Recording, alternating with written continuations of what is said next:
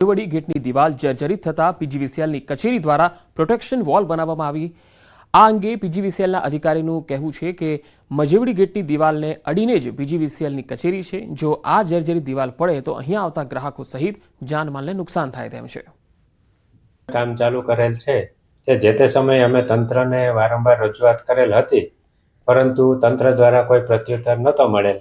એટલા માટે તકેદારીના ભાગરૂપે અમે પીજીવીસીએલના ખર્ચે 11 લાખના ખર્ચે આ દિવાલ બનાવેલ છે। કારણ કે અમારે બિલ ભરવા માટે કન્ઝ્યુમર આવતા હોય અને જો આ દિવાલ પડે તો અમારું બિલ્ડિંગ કોલાપ્સ થાય એમ છે। સુપરવાઇઝરને ત્યાં સ્થળ તપાસ કરતા મોકલતા જાણવા મળેલ છે કે આ દિવાલ અમારા કાર્યક્ષેત્ર હેઠળ આવતી નથી।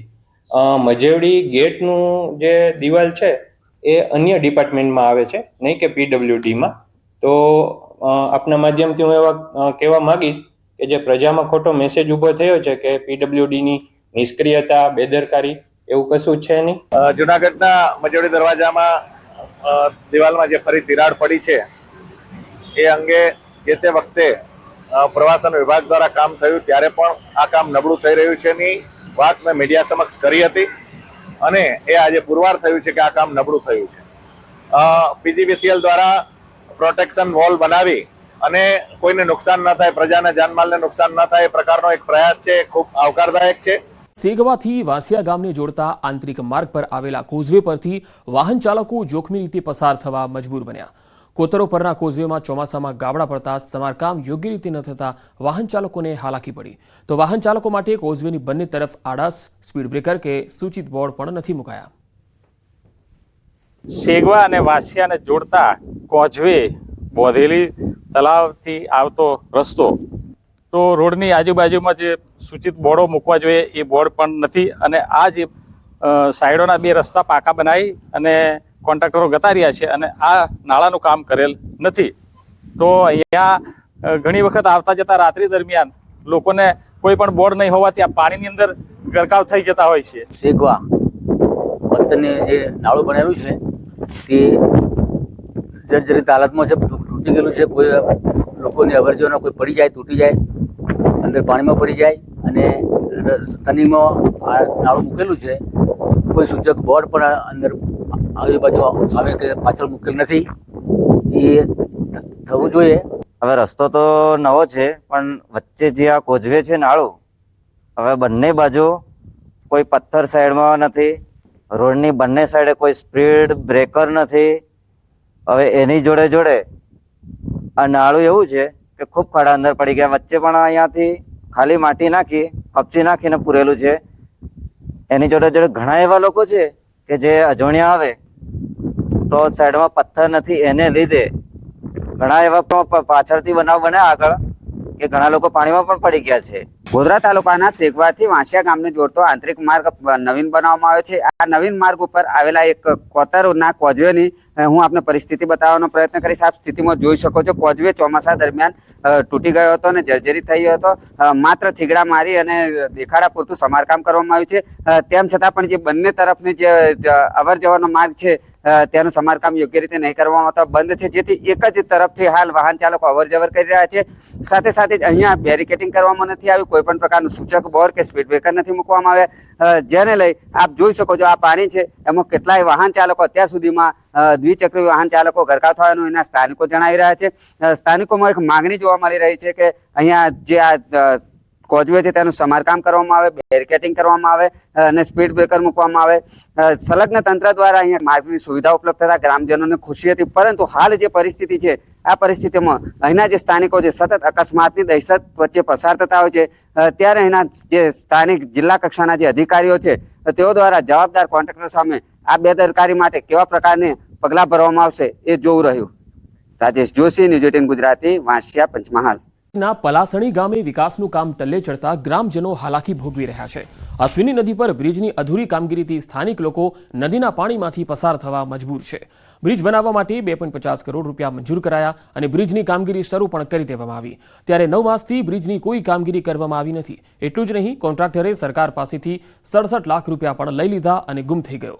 નવાઈની વાત એ છે કે જે કોન્ટ્રાક્ટર 9 મહિના સુધી કામ ન કરી શક્યો એ બાબતે તંત્રએ 3 વાર નોટિસ પણ આપી છતાંય કામ શરૂ ના કર્યું અને હવે મજાની વાત એ છે કે એ જ કોન્ટ્રાક્ટરને હવે ફરીથી કામ પણ આપી દેવાયું છે. કોન્ટ્રાક્ટરને જ્યારે આ અંગે સવાલ કરવામાં આવ્યો એટલે એને ગોળ ગોળ જવાબો આપ્યા. સ્થાનિક લોકો કહે છે કે અમારે આરોગ્ય કેન્દ્ર પર જવું હોય તો આ નદીના પાણી વચ્ચેથી પસાર થવું પડે છે. આથી તાત્કાલિક બ્રિજની કામગીરી પૂરી કરવામાં આવે તેવી માંગ છે.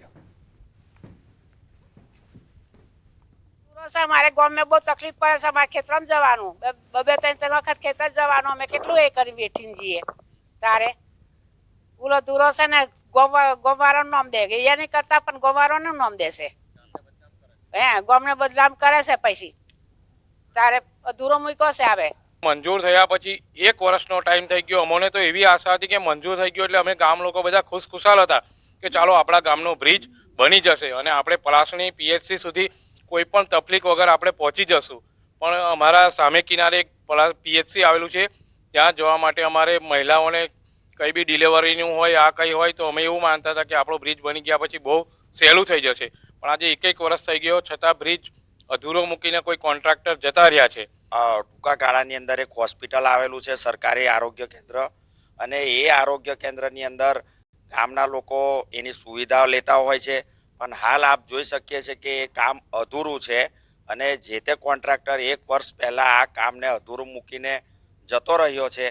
ફરી એ જ કોન્ટ્રાક્ટરને જો આ કામ આપવામાં આવ્યું છે તો એનું રીઝન શું જ માનવામાં આવે છે? ટૂંક સમયમાં કામગીરી પૂર્ણ થઈ જશે. ના, કારણ કોઈ જ નથી. કોઈ જ કારણ હાલે કોઈ જ કારણ નથી. વચ્ચે ગયા વર્ષે ગરમીનો ટાઈમ હતો, લેબરો ભાગી ગયેલા એટલે કામ બંધ થઈ ગયેલું. પલાસણી કરમદી 5 ગાળા 11 મીટર સ્પાનના બ્રિજની કામગીરી ચાલુ છે. એમાં અત્યારે 4 પિયર ને 1 સ્લેબની કામગીરી થઈ છે અને ચૂકવણું આપણે 67 લાખ જેવું કર્યું છે. કામગીરી વચ્ચે બંધ હતી, 3 નોટિસ એટલી પાઠવવામાં આવેલી છે અને અત્યારે એજન્સી જોડે સ્થળ વિઝિટ કરી છે અને કામગીરી ટૂંક સમયમાં ચાલુ કરી. આવનારું ભવિષ્ય કહીએ છીએ એ જ બાળકોને અભ્યાસ કરવા માટે યોગ્ય જગ્યા નથી મળી રહી. ગોધરાના વાંસિયા ગામમાં આવેલી સરકારી પ્રાથમિક શાળામાં ધોરણ 1 થી 8 માં અભ્યાસ કરતા 200 ઉપરાંત વિદ્યાર્થીઓ છેલ્લા 8 વર્ષથી ગ્રામ પંચાયતના રાજીવ ગાંધી ભવન અને પતરાવાળા જર્જરિત ઓરડામાં બેસી અભ્યાસ કરવા મજબૂર બન્યા. સ્થાનિકોના જણાવ્યા અનુસાર નવીન ઓરડા બનાવવા માટે શાળા કક્ષાએથી શિક્ષણ વિભાગમાં જૂના ઓરડા ડિસમેન્ટલ કરી અને નવા ઓરડા બનાવવા માટે વારંવાર રજૂઆત કરવામાં આવી, પરંતુ સ્થિતિ ઠેરની ઠેર છે. ચોમાસામાં જર્જરિત પતરાવાળા ઓરડામાં પાણી ટપકતા શિક્ષણ કાર્યને અસર થાય છે. વહેલી તકે જર્જરિત ઓરડા ડિસમેન્ટલ કરી અને તમામ ઓરડા નવીન બનાવવા માટે વાલીઓની ઉગ્ર માંગ છે. વાંસિયા પ્રાથમિક શાળા 1 થી 8 ધોરણ અને એમાં અમારા જે સ્કૂલના જે ઓરડાઓ છે એ ઓરડાઓ જર્જરિત અને પતરોવાળા હોય. અમે ઘણા સમયથી રજૂઆતો કરી અને ફાઇલો જાય છે તાલુકા જિલ્લામાં અને પછી ડિસમેન્ટલના ઓર્ડરો નથી મળતા અને આજ સુધી કંઈ પણ કામગીરી થયેલ નથી. હું ભણ્યો છું, મારા બાળકો ભણ્યા છે, સરકારને રજૂઆત કરી છે, છતાં પણ હજુ સુધી અહીંયા કોઈ પણ સ્થળ ઉપર રજૂ થયું નથી. અને ચોમાસામાં જે જર્જરિત હાલતમાં જે સ્કૂલ છે અને જે 5-6 ઓરડા છે એ ડિસમેન્ટલ કર્યા છે. ઓરડા ઓછા છે અને પતરા કાણા છે, એની રીતે દફતર પડી જાય છે, ચોમાસામાં પુસ્તકો પડી જાય છે ને ભણવામાં બી તકલીફ થાય છે. ઉનાળામાં બી તડકો લાગે એવું ગભરામણ જેવું થાય ને ઓરડા બી ઓછા છે. ગ્રામ્ય વિસ્તારના બાળકોનું ભવિષ્ય ઉજળું બનાવવા માટે કરોડો રૂપિયા ખર્ચી મફત શિક્ષણ આપી રહી છે, પરંતુ મફત શિક્ષણની સાથે જ જે પાયાની જરૂરિયાત કહી શકાય એ પ્રકારે જે ઓરડાની વ્યવસ્થા છે તેની કંઈક વિપરીત પરિસ્થિતિ જોવા મળે છે. હું આપને સીધા દ્રશ્યો બતાવીશ. હાલ આપણે ગોધરા તાલુકાના વાંસિયા પ્રાથમિક શાળામાં જે વાંસિયા પ્રાથમિક શાળાના વિદ્યાર્થીઓના અભ્યાસની આપ સ્થિતિ જોઈ શકો છો. આ ધોરણ 3 અને 4 માં અભ્યાસ કરતા જે વિદ્યાર્થીઓ છે એ ગ્રામ પંચાયતનું રાજીવ ગાંધી જે ભવન છે તેમાં બેસીને અભ્યાસ કરવા માટે મજબૂર બન્યા છે. અહીંયા વર્ષો અગાઉ જે ઓરડા બનાવવામાં આવ્યા હતા તે હાલ જર્જરિત થઈ ગયા છે, જે પૈકીના 2 ઓરડા ડિસમેન્ટલ કરવામાં આવ્યા છે, જ્યારે અન્ય ઓરડા છે તે પણ હાલ જર્જરિત હાલતમાં છે, જેમાં વિદ્યાર્થીઓ હાલ અભ્યાસ કરવા માટે મજબૂર બન્યા છે. વહેલી તકે અહીં નવીન ઓરડા બનાવવામાં આવે અહીંના સ્થાનિકો માંગણી કરી રહ્યા છે. રાજેશ જોશી, ન્યૂઝ 18 ગુજરાતી. ઇનરેકા સંસ્થામાં 41મો વાર્ષિક મહોત્સવ ઉજવાયો હતો, જેમાં રાજ્યના આદિજાતિ અને શિક્ષણ મંત્રી કુબેર ડિંડોર ઉપરાંત સાંસદ મનસુખ વસાવા ઉપસ્થિત રહ્યા. આ તરફ કુબેર ડિંડોરે નામ લીધા વિના જ કટાક્ષ કર્યો. તેમણે કહ્યું, કોંગ્રેસના શાસનમાં ભણ્યા એટલે પાછળ છો, હાલના ભાજપના શાસનમાં ભણે છે એટલે આગળ વધી રહ્યા છો, એવું પણ કહ્યું. એટલું જ નહીં, હાથમાં કલમ અને ગળામાં ટેથોસ્કોપ વાળું નવું ગીત લાવો, એવું પણ તેમણે કહ્યું. આ તરફ મનસુખ વસાવાએ પણ અલગ ભીલ પ્રદેશની માંગ પર કહ્યું કે જે લોકો માંગ કરે છે એ ખોટી માંગ છે. વડોદરાના હરણી લેક ઝોન દુર્ઘટનાને આજે 1 વર્ષ પૂરું થયું. જો કે ન્યૂ સનરાઈઝ સ્કૂલના સંચાલકોએ શાળા ચાલુ રાખતા હોબાળો થયો. શાળા સંચાલકોએ શાળા બંધ રાખી શ્રદ્ધાંજલિ અર્પણ કરવાને બદલે શાળા ચાલુ રાખી હતી. શાળાના ગેટ બહાર પોસ્ટર લગાવી શ્રદ્ધાંજલિનો દોડ કરતા વાલીઓ અકળાયા હતા. વાલીઓએ શ્રદ્ધાંજલિનું બેનર ઉતારી લીધું. અકળાયેલા વાલીઓએ બેનર ફાડી પોતાનો રોષ વ્યક્ત કર્યો. નેતા દીપિકા પટેલ આપઘાત કેસમાં હવે તપાસ ચાલી રહી છે. દીપિકાનો મોબાઈલ FSLમાં મોકલ્યો હતો. FSL અને મોબાઈલ ડેટા રિપોર્ટ હવે સામે આવી ગયા છે. તમામ રિપોર્ટ પોલીસને સોંપી દેવાયા છે. મોબાઈલમાંથી દીપિકા અને ચિરાગના હજારો ફોટા મળ્યા છે. ચિરાગનું નિવેદન અને મોબાઈલ ડેટા વિરોધાભાસ છે. આપઘાત પછી ચિરાગે પોલીસ સમક્ષ કહ્યું હતું કે દીપિકા મારી બહેન હતી, મને રાખડી પણ બાંધતી હતી. અલથાણ પોલીસે રિપોર્ટના આધારે હવે આગળની તપાસ શરૂ કરી છે.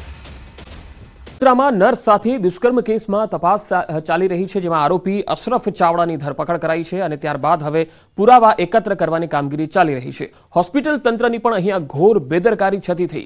હોસ્પિટલમાં લાગેલા CCTV 3 મહિનાથી બંધ હાલતમાં છે. ગંભીર ગુનામાં પુરાવા તરીકે કોઈ ફૂટેજ નથી મળ્યા. હોસ્પિટલના કેમેરા બંધ છે, છતાંય સંચાલક ડોક્ટર સામે કોઈ જ કાર્યવાહી નહીં.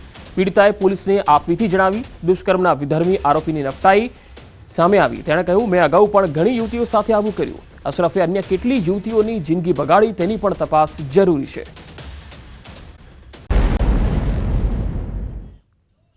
નમસ્કાર, ન્યૂઝ બુલેટિનમાં આપનું સ્વાગત છે. હું છું પંકજ શર્મા. શરૂઆત મહત્વપૂર્ણ ખબરથી. ખ્યાતિકાંડમાં કાર્તિક પટેલની ધરપકડ અંગે મોટો ખુલાસો થયો છે. પત્નીની સારવાર માટે કાર્તિક દુબઈથી પરત આવ્યો છે. કાર્તિક તેની પત્ની સાથે દુબઈથી પરત આવ્યો હતો. પત્નીની બીમારીની સારવાર માટે અમદાવાદ આવ્યો. કાર્તિક પટેલને આજે ધરપકડ કરી લેવામાં આવશે. LOCના નિયમ પ્રમાણે કસ્ટડીના 8 કલાક પછી ધરપકડ કરી શકાતી હોય છે. આવતીકાલે કાર્તિક પટેલને કોર્ટમાં પણ રજૂ કરવામાં આવશે. હાલમાં કાર્તિક પાસેથી નવો મોબાઈલ પણ મળ્યો છે. કાર્તિકનો જૂનો મોબાઈલ ક્યાં છે તેની તપાસ કરવામાં આવી રહી છે. ખ્યાતિકાંડમાં કાર્તિક પટેલનો મોટો રોલ હોવાની વાત સામે આવી છે, ત્યારે ખ્યાતિકાંડમાં 3 લોકોનો મુખ્ય રોલ હતો. કાવતરું રચી હોસ્પિટલમાં નુકસાન બતાવ્યું હતું. આરોપીઓએ પગાર વધારી હોસ્પિટલને નુકસાન બતાવ્યું. ફ્રી કેમ્પ યોજવા કોઈ મંજૂરી નહોતા લેતા. કાર્તિકના જમીન કૌભાંડ અંગે ઈડીની તપાસ પણ હજુ ચાલી રહી છે. બેનામી સંપત્તિ અંગે ઈડી જે છે એ તેની સંપત્તિ પણ કબજે કરી રહી છે. હોસ્પિટલ શરૂ કરવા નકલી પેઢીની મદદ લેવામાં આવી. ક્રાઇમ બ્રાન્ચ કાર્તિક સામે વધુ કેટલીક ફરિયાદ પણ કરી શકે છે. હોસ્પિટલના પૂર્વ કર્મી, દર્દીના સગા અને ફાઇનાન્સ સાથે સંકળાયેલા લોકોના નિવેદનો પણ લેવાયા છે. કુલ 36 લોકોના 164 મુજબ નિવેદન લેવાયા છે. અગાઉ થયેલા દર્દીના મોતમાં પણ આરોપીએ રૂપિયા ચૂકવી સમાધાન કર્યા. તો વિદેશમાં તે કેવી રીતે ભાગ્યો, કોણે તેની મદદ કરી હતી, આ તમામ બાબતો હવે પૂછપરછમાં સામે આવશે. આરોગ્ય વિભાગમાં તે કોની સાથે ટચમાં હતો, અગાઉ ફરિયાદમાં કોના ઇશારે કાર્યવાહી નહોતી થઈ, આ બધી જ વાતો હવે કાર્તિકની પૂછપરછમાં સામે આવશે. ખ્યાતિકાંડનો આ માસ્ટરમાઇન્ડ કહેવાય છે કાર્તિક પટેલ, અને તેની પૂછપરછ હવે શરૂ થઈ ગઈ છે અને ખુલશે હવે ઘણા બધા રાઝ. 21 પૂર્વ ડોક્ટરના કાર્તિક વિરુદ્ધ કાર્યવાહી છે. વિદેશમાં તે કેવી રીતે ભાગી ગયો, કારણ કે જ્યારે આ બનાવ બન્યો એના તરત જ તે વિદેશમાં જતો રહ્યો હતો. પહેલા ઓસ્ટ્રેલિયાની વાત આવી હતી સામે, ત્યારબાદ તે બીજા કોઈ દેશમાં પણ જતો રહ્યો હતો. જોકે હવે તેની પત્નીની બીમારીના કારણે તે અમદાવાદ આવ્યો છે અને તપાસ ટીમે તેને દબોચી લીધો છે. હવે તેની કસ્ટડી પણ લેવામાં આવશે, ત્યારબાદ તેને ધરપકડ પણ બતાવાશે.